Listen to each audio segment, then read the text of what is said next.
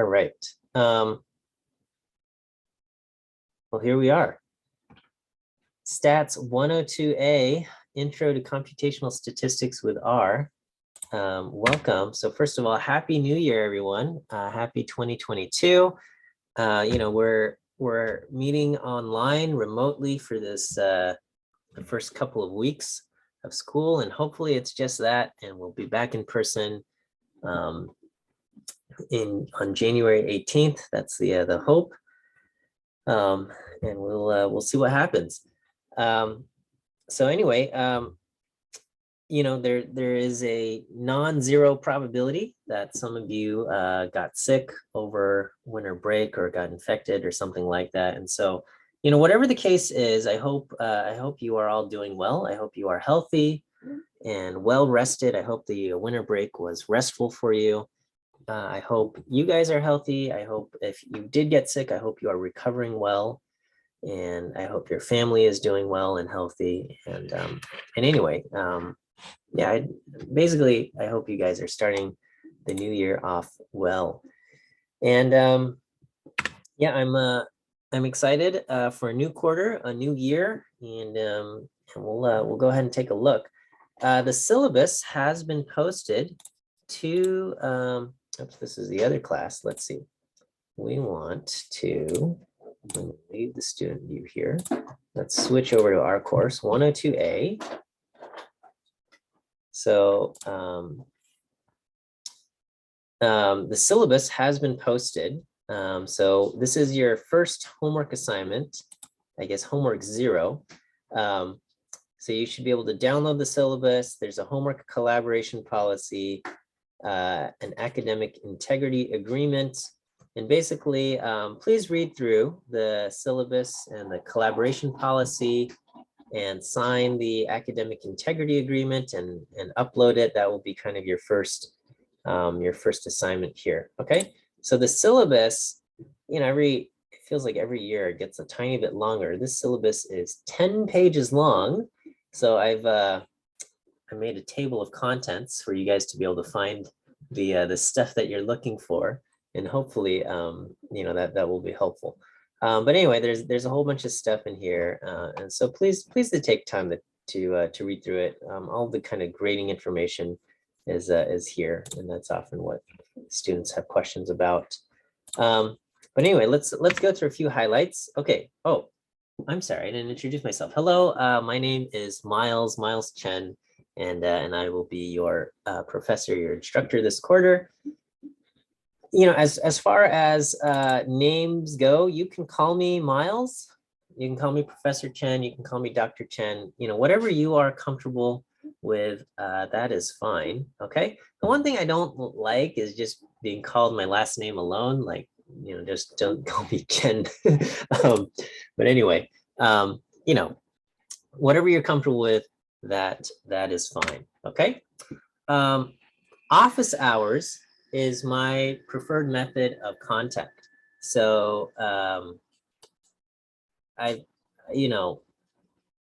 yes, I have an email address. Yes, it is possible to send me emails, but it's not my preferred method. Okay. So because office hours is my preferred method, I do try to make myself available quite frequently through the weeks. I've got office hours Monday, Tuesday, twice on Wednesdays, on Thursday and Saturday. Okay, so that's 6 separate hours. And so, you got an issue, you've got a question, please come to office hours. This is technically for all of my classes. So, I've got stats 102A, you guys, I got stats 21 and things like that. So please make sure you introduce, tell me who you are and which class you're in. Some of you are actually in both of my stats, in stats 21 and 102A. So definitely make sure you tell me like what class your question is about. But anyway, you'll get a faster response. If you got an issue or something, come to office hours. You'll get a faster response through office hours than sending me an email. If you need to meet privately, we can also meet privately. With online office hours, I can set up a waiting room. I can push everybody else into the waiting room, and and we can have a private conversation if whatever it is that you want to talk about is a sensitive matter. Okay. This is the grade breakdown. This is what we're planning. I've got lecture viewing quizzes. I'll talk about that. We've got homework. We've got a midterm exam and a final exam. There's Campuswire, and you'll get participation points for that as well. Okay. As far as grading goes, I grade on a straight scale. I don't curve. That's a kind of a personal philosophy. As far as curving grades go, I always felt like curving grades meant that you were ranked against your classmates. Okay. So it'd be like, this percentage get A's, this percentage get B's, and this percentage get C's. And what that means is if your classmate does well, then, there's fewer A's left over to give out and things like that. And so you end up kind of competing against your friends or your classmates. And I'm just not a fan of that idea. So, I view it as my responsibility as a teacher to write fair exams, good exams that, that, you are being tested against the material and not against your classmates. So anyway, I don't curve. And please don't ask me to round up your grade. Okay, this is what it is. And that's where it is. Okay. All right. So the way these lecture view quizzes work is, hang on a second. Let me just make sure.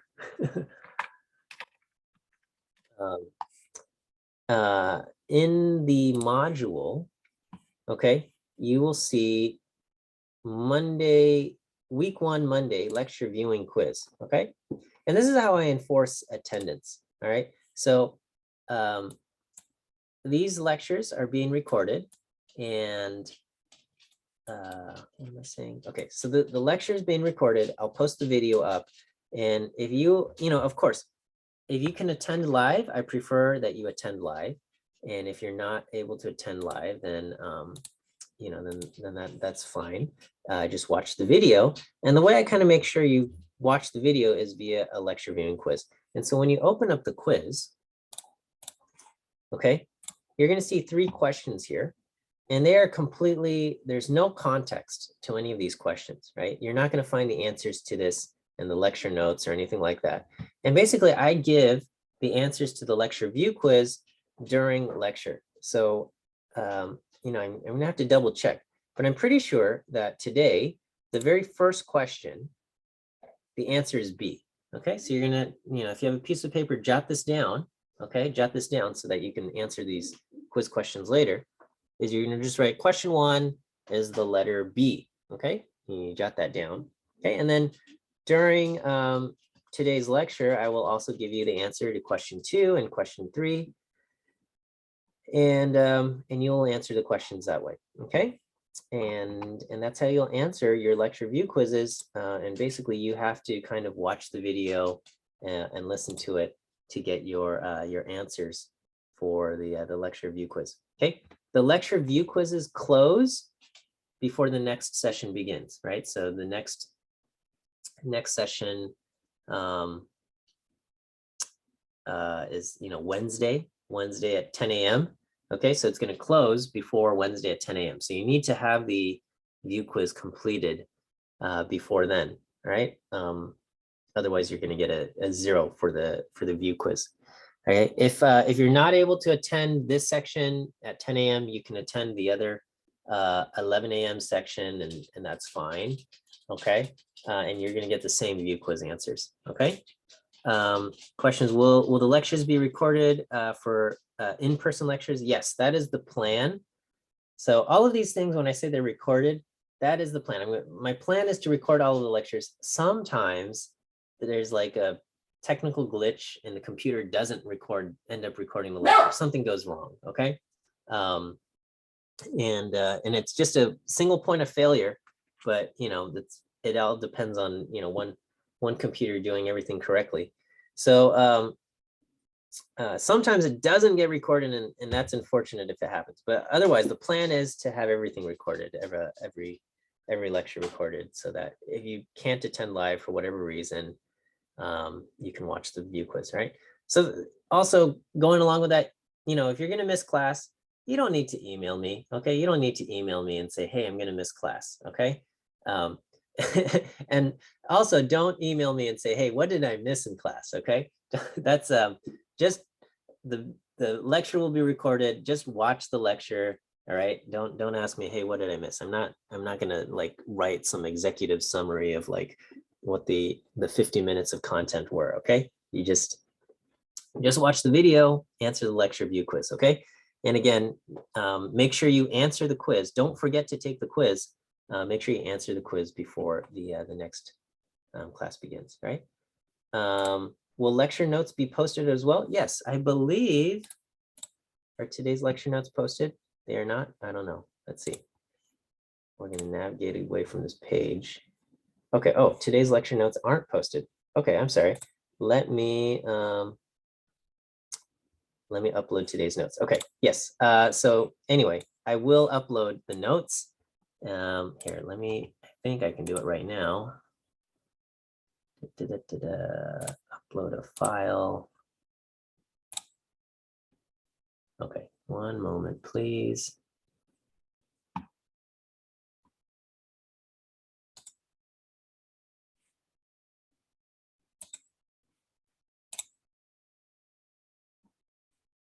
Okay, so today's lecture notes, I believe, they should be right here. Ta-da. Okay, yes. Okay, so they are here now. All right. So if for whatever reason I have forgotten to upload the lecture notes like I did today, yes, just throw it in the chat and just say, please upload your lecture notes, and I'll do it. Okay, unless I have a good reason for not. I think so. Question, are we allowed to attend either discussion regardless of which lecture we are enrolled in as well? Okay, so for lectures, I don't care. You come to whichever lecture you're able to attend, other than exam day. Exam day, you have to go to your assigned lecture, okay? But as far as regular lectures, like whatever, you can show up at 10 a.m. or 11 a.m. Okay, granted that there is enough seating, okay? For online, it doesn't matter. There's obviously going to be enough seating. But if it becomes like an issue where there's like not enough seats because everybody wants to go to the 11 a.m. class to get like extra sleep or something, then I'm going to have to say it's not allowed. But usually what's going to happen is by like week 7, attendance will have dropped off to the point where people who show up, like there's going to be seats for them. So, just, you have to watch the lecture. That's that's going to be the requirement. Okay. Now these are quizzes. Okay. And they count as part of your grade. And so, sharing answers to any kind of quiz, that's cheating. Okay. Right. Like if you were to take an exam and somebody say, hey, what was the answer to the first question? And you said, oh, the answer to the first question was C, that's straight up cheating. Okay. And same thing with the lecture view quizzes. Okay. If you don't ask your classmates, hey, what were the lecture view quizzes today? And don't say like it was ABC. All right. That's that would be cheating. Okay, giving the answers is cheating, getting the answers is cheating. Okay, so treat it like a real quiz. And I know it's like a little bit strange because all you have to do is watch the lecture and you just listen for it, but that counts. Okay, and it counts enough for me to assign 15 percentage points of your course grade to it. So please treat it as such. Okay, so it's a real quiz. It's worth real points, and you're not doing your classmate any favors by just giving them the answer. Okay, the point is there's useful content in these lectures, and that's why I want you to listen. Okay, we have homework assignments, and the late policy for the homework. I don't know, it's a little bit complicated, but it's all listed out in the syllabus. And basically, well, read the syllabus and you'll see kind of the details of the late policy for the homework. And if you need an extension on the homework, right? I understand life happens, things happen, and you can't finish your homework on time and stuff like that. I think I'm fairly reasonable and accommodating for a lot of these things, okay? And if you need an extension, come to office hours, explain your situation, and I'll say, okay, that sounds like a reasonable reason for not turning in your homework on time. And if that's the case, I will you know, so the way I prefer to use email is you come talk to me in person, and then I will use email as like a paper trail, right? I'll say like, as discussed in office hours, you know, I've granted you an extension for 72 hours on homework number 3 and something like that. And then we'll just have kind of the email paper trail, so you can kind of say, hey, you know, you gave me an extension for the homework. And so something is documented that way. But yeah. And if you need an extension longer than 72 hours, come see me in office hours. Actually, if you just have documentation, right? Like if it says like, oh, you were sick, and you know, if you just include a doctor's note, you actually don't even need to send me an email. Just attach that as part of the PDF that you're going to submit. Okay, and then the graders are familiar with the late policy, and so you don't actually have to tell me. Okay, so documentation is email. So generally, documentation is not email unless it's like this weird, not a weird thing, but unless it's a, you know, some kind of situation where you don't have documentation, but you know, you've explained your situation to me, and I say, okay, even though you don't have documentation, right? Even though you don't have a doctor's note, I'm willing to grant you an extension in this circumstance. Okay, so if you don't have documentation but you need an extension, you come talk to me in office hours. If you have documentation, you don't even need to do that. Okay. Okay, office hours. So anyway, I like office hours. I like talking in person. I feel like I'm much better at talking in person than I am responding to emails and stuff. So anyway, come to office hours. You got questions, come to office hours. Please introduce yourself in office hours and make sure you tell me which class you're in. I'm happy to explain material to you. I'm happy to, you know, help you with homework stuff. If you want to know like, hey, what classes should I take next? Or like, you know, how do I apply to grad school? Or, you know, what should I do for this internship application or something like that? I can give you some advice. I don't know if I'm like the best person to give advice, but I'm happy to talk about some of these things. Just the one thing I don't really enjoy, the one thing I don't enjoy is like getting into fights over arguments over like points, right? Sometimes, you know, during an exam, you know, we grade the exam and you lose 10 points on a problem and you say, well, you know, I think I should have only lost 5 points on something like that. Okay, please don't get into an argument with me over that. We try to remain consistent over the way to deduct points. And if we said, hey, this is a 10-point deduction for anybody who made this type of mistake, we can do that. You know, if we make a mistake while grading and we say you did something wrong and you didn't do it wrong, I'm happy to fix that. Just, I don't know, every now and then I get into an argument with a student about the nature of their mistake or something. And those are always kind of exhausting and draining for me. But anyway, come to office hours. I'm 99% of the time I'm happy to see you and talk to you. Okay. Or we got Campuswire. You should have received an invitation. You should have received a couple invitations from me. One was an invitation to Campuswire, which is going to be your class discussion forum, and another is an invitation to Gradescope. And I know you've got like so many different systems to log into, and you know, other classes probably have other systems, and you know, I'm sorry, it's just there's all of these different things that run on stuff. So anyway, as far as Campuswire goes, it's a discussion forum. You can post questions there and you can answer your classmates' questions, all right? Again, office hours is preferred, but you can also send me direct messages on Campuswire. Keep those messages short, okay? And we can do that, okay?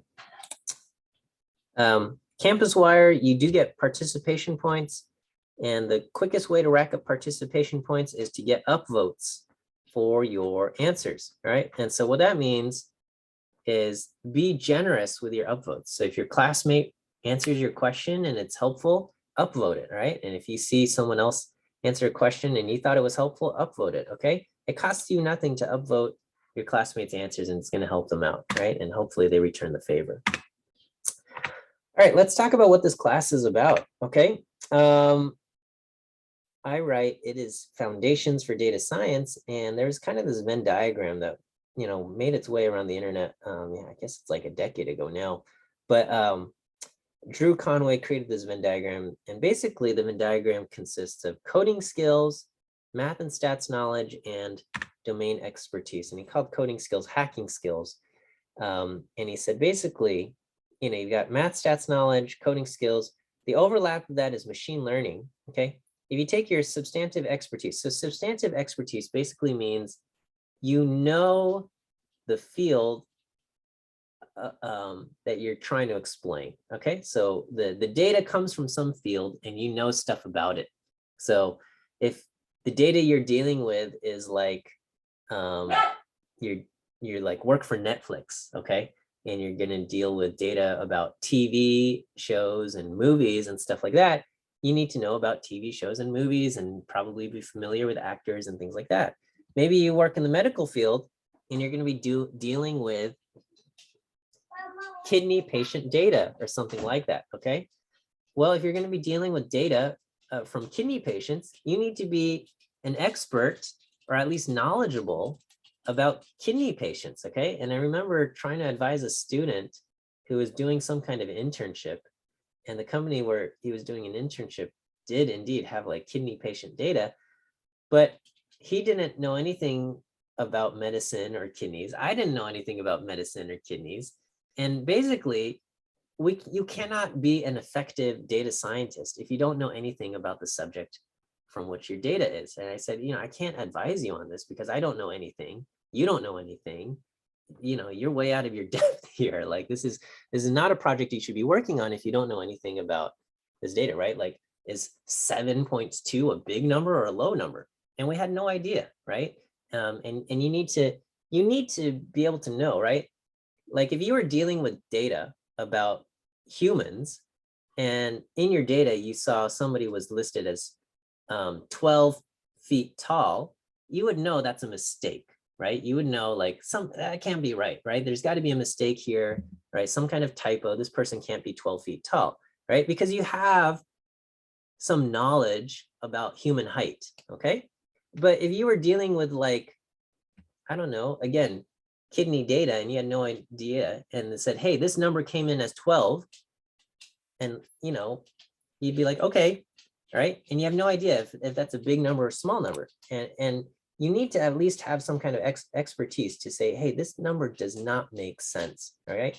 And without that, you can't be expected to do anything good, okay? So as far as the stats major goes, or the data theory major goes, we can provide math and stats knowledge, we can provide some coding skills go, okay? And whatever field you want to apply it to, that's up to you, okay? That's up to you to figure that out, right? So if you're going to say, hey, I want to get into sports data, then you need to be familiar with the sports, right? Like if you know nothing about baseball and you say, hey, I'm going to analyze baseball data, you're going to be absolutely not good. Your analysis is going to be terrible, okay? And again, sometimes there's projects, like there's a website called Kaggle where there's all these different projects. And one of the popular data sets is this wine tasting data or something. And you go, oh, okay, well, how do we do that, right? But if you know nothing about wine, like if you can't tell me what's the difference between a Cabernet and a Merlot and a Zinfandel or something like that, what good is your analysis going to be, okay? So if you're not an expert on wine, don't try to analyze wine data if you're not an expert on something, right? You got to be familiar with it, okay? And you don't even have to be like an expert, just like you got to know something, okay? So anyway, this is what it says. Traditional research is kind of the overlap between these two things. And then if you incorporate basically coding ability into that, you get data science. He jokes and puts, this is the danger zone. This is like, you learn like how to use a computer program, and you get some expertise and you try to mix the two, but you don't really have any kind of math theory background, stats background. So maybe you're applying all of these techniques incorrectly. That could be dangerous. So the ideal is you got your coding abilities, you got your math stats knowledge, and you are expert on the subject. And we call that data science, okay? Different people have different opinions and stuff. So anyway, this class, Stats 102A, Introduction between computational statistics and data science, and we're going to kind of develop your coding skills. And thematically, this course can be split into two parts. The first part is going to be advanced, intermediate advanced programming and coding. And then we're going to start introducing some of the methods of computational statistics. Okay, so we'll talk about data structures, and we'll do stuff with like web scraping, and we'll do stuff with the tidyverse and things like that, ggplot, object-oriented programming. Okay, and then when it comes to methods of computational statistics, we'll look at floating point numbers and root finding and numeric optimization, some bootstrap tests, randomization tests, things like that. Okay. I like to think of this as like a coding 2 class. So at UCLA, in order to graduate, you have to take a writing 2 course, right? You have to take a course with like kind of this intensive writing requirement, and it might be like a history class, but you have to like write a whole bunch of essays as part of your as part of the class, right?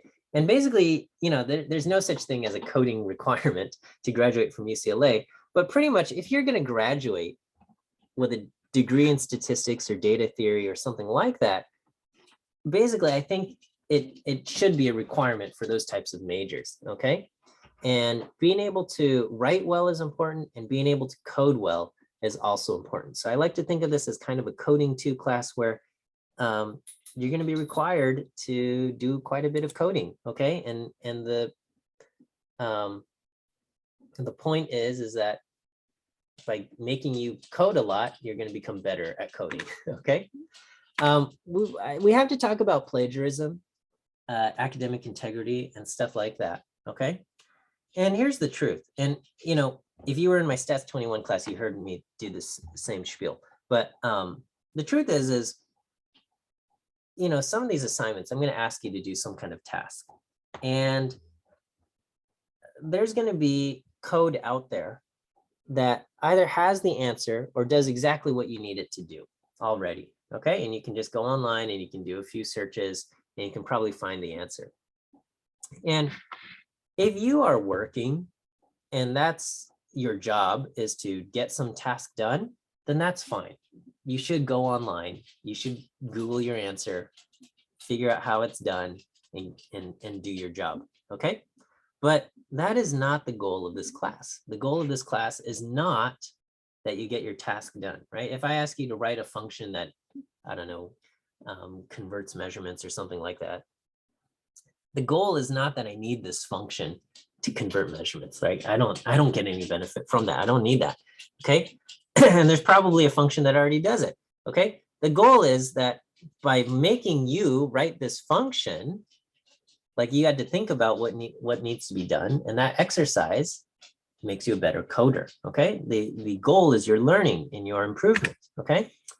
And we're very familiar with this idea of no pain, no gain, and especially when it comes to athletics and working out and things like that, right? So if you think about like going to the gym, lifting weights, it's New Year's, and I don't know if any of you have resolutions about becoming healthy and fit, and so those are good resolutions, okay?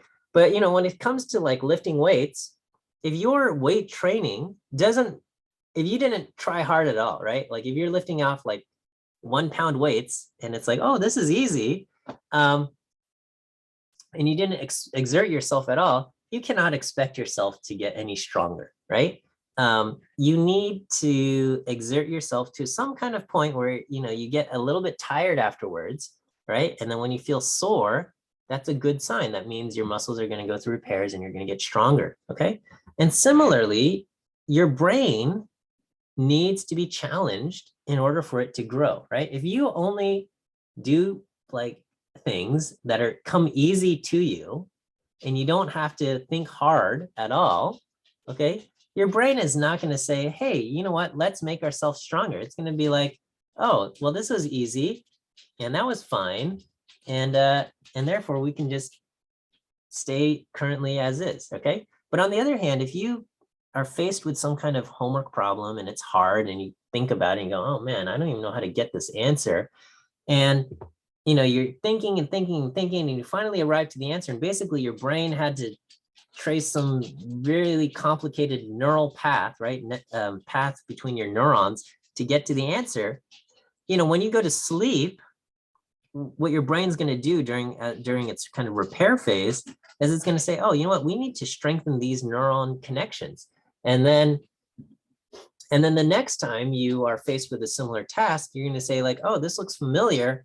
And you're going to have a better kind of a better neural network pathway in your brain that helps you arrive at your answer. So these things are important. Okay, you need to be challenged, and that's going to help you grow in terms of your mental ability there. Okay, so being challenged, finding a certain problem to be difficult is a good sign. It's similar to, you know, having a tough workout where you're exhausted afterwards, and it's a good feeling. Okay, of course it's hard work, and the process of it itself is not exactly fun, but it's an important part of your growth. Okay, and so if it comes to facing a task, right, and you're tempted to copy someone else's code, plagiarize someone's code, that would be like going to the gym and saying like, oh man, it's pretty hard to lift these weights. I'm getting tired. I'm going to ask this strong person to lift the weights for me. Okay. And if you ask the strong person to lift the weights for you, then, you know, congratulations, the weights got lifted. All right. And if you feel like, oh, yay, the weights got lifted and I'm done now. What a great workout. You know, that's a mistake, right? You're not going to get any stronger from doing that. Okay. And similarly, if you copy someone else's code and you go, yay, the task got finished, you know, that defeats the point. The point is that you become a better coder by having to face this task. It's not that we actually needed the task to be done. We don't actually need the weights to be lifted. We don't actually need a code, you know, a function that converts measurements and things like that. It was the process of writing that. It was the process of lifting the weights that make you stronger. And that's what we want. So, you know, when students plagiarize, it always breaks my heart a little bit. Okay. And I think it's not, I don't think students plagiarize and do stuff like this because they are like lazy, horrible people or something like that. I think it's because the students have confused the goals of the course. Okay. And if you believe the goal of this course, that your job is to submit your work and get a good grade, okay, and avoid a bad grade, then yeah, plagiarizing seems like a reasonable thing to do, because that's going to help you achieve the goal of getting a good grade and avoiding a bad grade or something like that. Okay, because you know, if I don't know that that's what you've done, then you might get away with it. Okay, but that's the wrong goal. The wrong goal, the reason why you're taking this class, the reason why you attend university is so you learn and so you grow, you know, as a person, you know, emotionally, but also mentally, right? Like academically, we want you to develop these skills so that when you go out into the workforce, you're able to do all of these things and perform well. And so, you know, if you think of your learning and your growth as the goal, then you'll realize, oh yeah, plagiarism is not going to help me out. Okay. And so, you know, there is a conflict because I have to like assign grades. And so it feels like, oh, you know, I need to work on these grades and stuff. But my hope is that you can look at the course and you can evaluate yourself and evaluate your performance based on how much you learned and how much you grew, and not based on your letter grade. Okay. And so when we do homework in this is what I expect. I want you to work hard. I don't want you to look up answers online. Okay. And if you're not able to do everything, just turn in what you can. Okay. And if you can't do everything, just say, hey, you know what? This is the best of my ability. I got 80% of it done. And hopefully that 80% is correct. And you'll say, well, you know, I'm not going to get 100% of this homework assignment, but I'm proud of what I did. And hopefully later in the course, you'll say like, oh yeah, you know, I've gotten better. And looking back at this, you know, I'm able to do more now. Okay. This is not a failure of you, but an indication of an area of growth and development. Okay. We do take issues of plagiarism seriously, and if we do catch it, it's not a fun process, but we'll report it to the dean of students, and then they'll deal with it from there. Okay. Question: how many hours do you think is fair to complete the homework? I don't know. It's I don't know what the answer is, because the answer is different for everybody. I've been fine-tuning my homework assignments based on student feedback. Okay, so I think the assignments are a fair amount, but if there's like a lot of pushback on the amount of homework we're assigning, we can have a discussion, but I don't know what the exact answer is for that, right? So I'm sorry, I don't have an answer to give you. Okay, so there's a collaboration policy. Please read through it, make sure you understand it. Oh, let me give you your second view quiz answer for today. Today's second view quiz answer is the letter C. C as in cat. C as in cat is your second view quiz answer. C as in cat. Okay. All right, so for homework assignments, you can collaborate verbally, but you can't share code. Okay, and this applies to Campuswire as well. So basically, if somebody, you can ask like, how should I approach problem number 2 or something like that, right? And there's a lot you can say to guide a student verbally, right? You can say, hey, I created this kind of loop, I use this kind of function and stuff like that, without having to show them your code. Okay, so there's a lot you can do, a lot you can answer without directly writing out code as an answer. Okay, and if you say, hey, this is a piece of code that I wrote, that would be breaking the rules. Okay. As far as double checking work, again, you cannot show basically the rule is don't show each other your code. Okay. So can you double check my work? You can't just say, hey, yeah, let me see what you did. Okay. That's not going to work. Okay. If you get an error message, you can share the error message, and then you can say, hey, you know what? You encounter this kind of error message when you do this, or do you check to see this, right? But again, it's not allowed to just say, oh, let me look at your code and let me debug it for you. Okay. If you're truly stuck, you can come to me or your TA, right? And we can look at your code, right? Me, your professor, your TA, we can look at your code and we can say, oh, this is why you're encountering the issue. Okay. But as far as working with each other and classmates and stuff, don't show each other your code. Okay. We got to kind of work on that. All right. You're going to see a lot of code in the lecture notes and stuff like that. And you can copy code from the lecture notes and put it on Campuswire and talk about code, right? This is a coding class.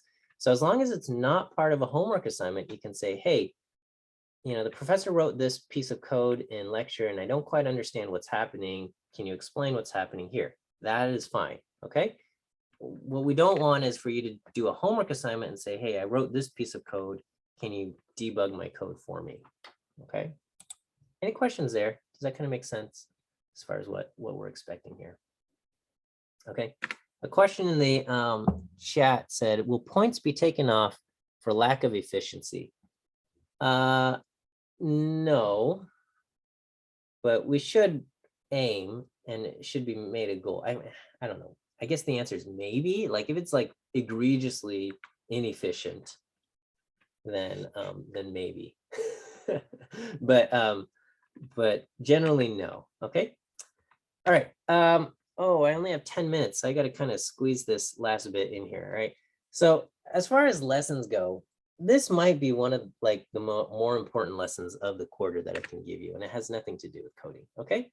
Number one, your grades do not define you, right? You guys are here at UCLA, and you got to UCLA because you had good grades in high school or you had good grades at community college. Like you wouldn't be here at UCLA if that were not the case.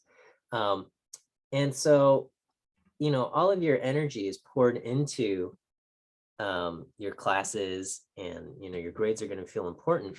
But again, 100% your grades do not define you. I get it. It feels good to get good grades. I was that student. I liked getting good grades. Okay. And, grades do play a role in grad school admissions and things like that, but they are not the most important thing in life, right? No one's on their deathbed looking back and they, would regret, oh man, I can't believe I got a B+ in that class. I should have gotten an A-. Okay. That's not how it's going to be, right? Oh, so I have this slide. It says story time. And so, for story time, so basically, when I was in high school, I tried hard and I worked hard to get good grades, and I was successful at getting good grades. And I got into my dream school, my senior year. I got into my dream school of Caltech. Okay. And I was like, oh, finally, all of this hard work of studying and stuff finally paid off, because I got into the college I wanted to go to. It's fine that I didn't have as many friends. It's fine that I was not a star athlete. Well, I mean, that was just probably naturally, genetically, I was never going to be a star athlete, but nor do I have the personality for it. But I was happy with who I was, because I valued grades and I got good grades and I got into my dream school. So anyway, I go to college my freshman year, fall quarter. As Caltech's also quarter system, so I'm familiar with the pace of things. Fall quarter, freshman year, I got my first C ever, and I was like, I can't believe I got a C. That was so rough, right? And then comes winter quarter, I got my first D ever, and I'm like, oh my gosh, I got a D. This is like the worst. I'm like having a terrible time in college. And then spring quarter, like everything fell apart.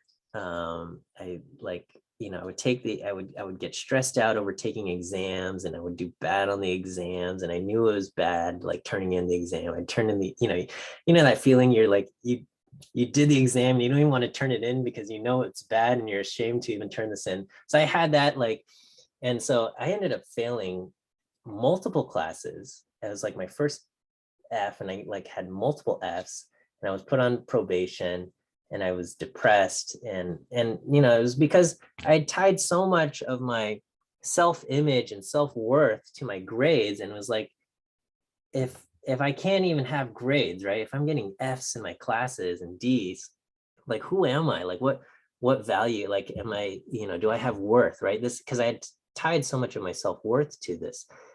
And and I was, on probation, and then it was summer.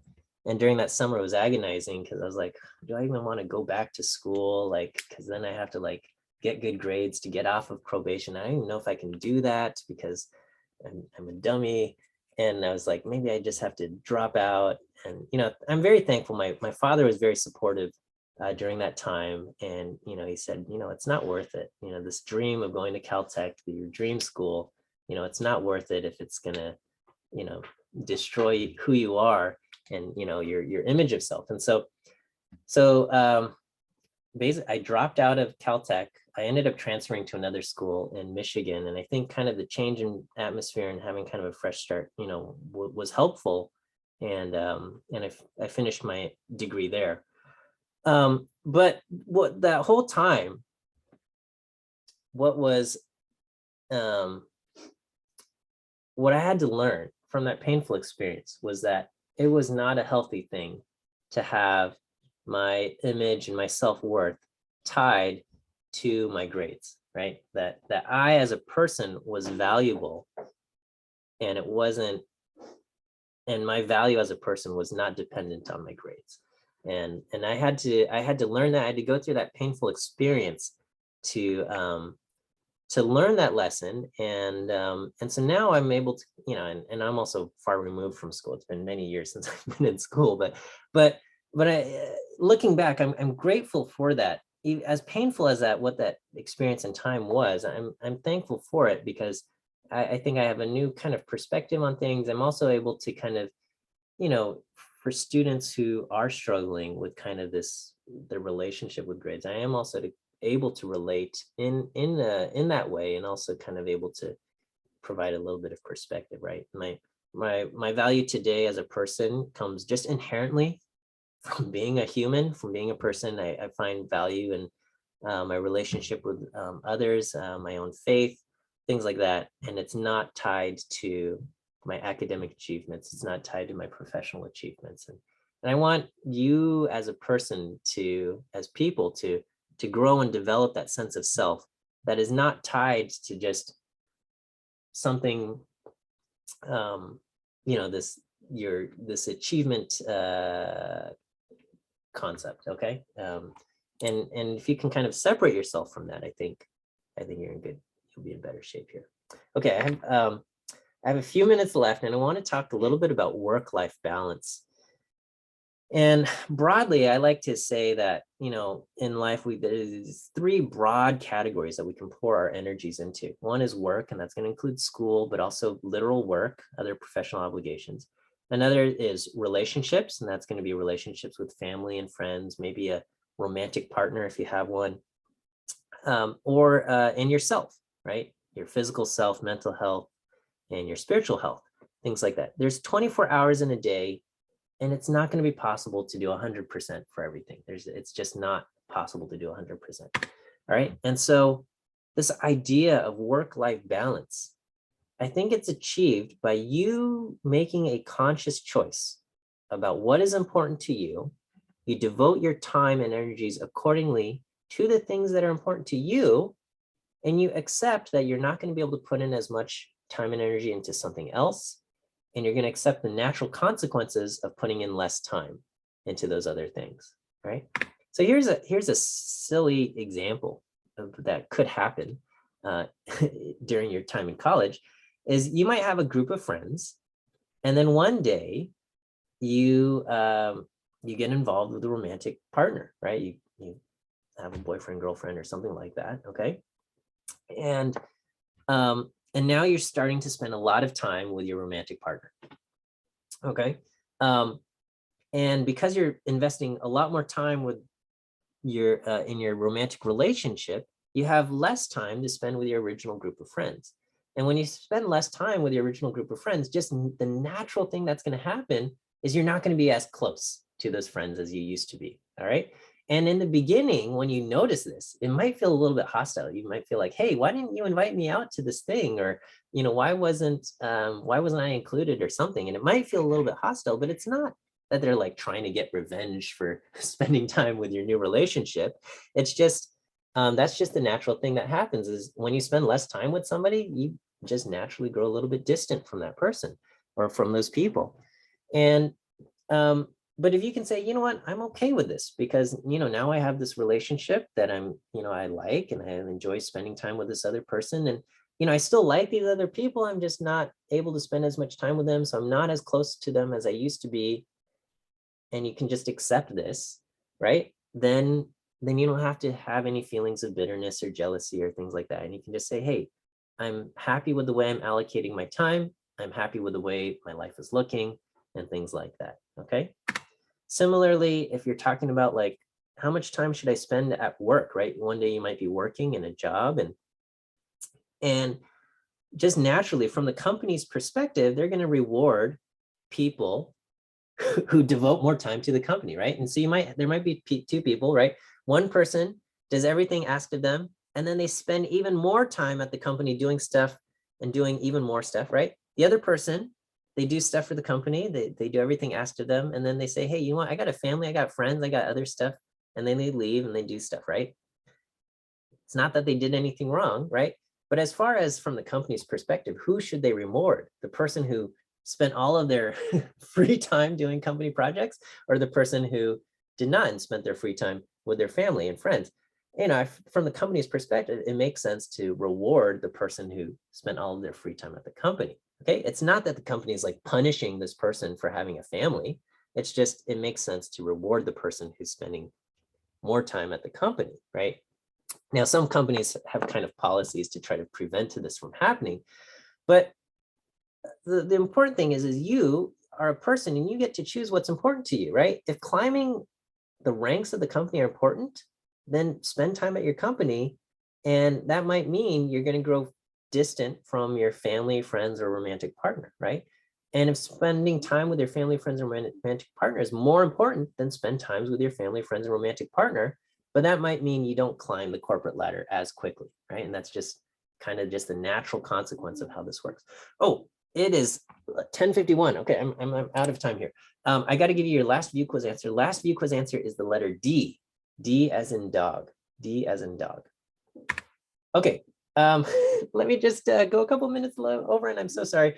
Okay, self-care is important, okay? Make sure you get enough sleep, because if you don't get enough sleep, if you're not eating well, the time you spend on other things, it's going to be wasted because you're going to be working at less than 100% efficiency, right? And then when I say stuff like your physical health, your mental health is important, what I'm not saying this just to be nice, okay? What I'm saying is that sometimes it's more important to get sleep. It's more important to do things for your mental and physical health than it is to complete your homework, okay? And I want to give you permission, okay, to say, I'm not going to finish my homework. I need to take care of myself, okay? And that might mean you don't finish your homework. And the natural consequence of that is you're not going to get 100% on your homework, right? You do your homework, you only did 70% of it because that last 30% was too hard. That's fine, okay? You're not going to get points for that part you didn't complete, okay? But I want you to be able to tell yourself, this is okay. This is a decision I've made. For me, it's more important to get the sleep I need. It's more important to get rest. It's more important to be a good friend to my friend in need at this time. And I'm okay with the consequences of not submitting my homework, okay? Or not, I shouldn't say not submitting, but not completing it to 100%, okay? So when I say something like your mental health is important, your physical health is important, that's what I mean. I want you to give yourself permission to not necessarily complete it to 100%. And then the last thing, and I know I'm way over time now, is entertainment and having fun is important. Just make sure that your entertainment and fun activities are good for your mental health, okay? So the idea is you do something fun, you go on a hike, you spend time with friends, you do something, you watch a movie, you read a book, and afterwards you feel like, oh, that was good, I feel better, right? And you now have more mental energy to take on the world and things like that, right? Some activities, right? And there's certain apps and games that are designed to keep you addicted, to keep you scrolling on that feed forever. And you end up wasting a whole bunch of time on these things and you don't feel any better about yourself at the end, right? You just kind of keep scrolling. And as you're scrolling, your brain is just like releasing little dopamine hits. And so that's what keeps you hooked and engaged. But then, you spend like hours of this, right? I remember playing, when I was in college, there was a game and you just play round after round after round, and you were just hooked to kind of keep playing every single round. But then, hours would go by and I'd be like, oh man, what did I do with my life today? And I didn't feel any good about myself, right? It was addictive in the moment, but afterwards I didn't feel any better. I didn't have any extra energy to do stuff. And I just want you to be mindful of those kinds of fruitless activities. Okay, all right. So not saying you have to cut everything out, but just be mindful of them. All right, sorry for going over. Thanks for sticking around and listening. I'm looking forward to a great quarter with you guys. And we will see you guys on Wednesday. So have a good day. And we'll see you guys on Wednesday and we'll get started with all of this stuff. All right, see you guys. Thank you and have a good day.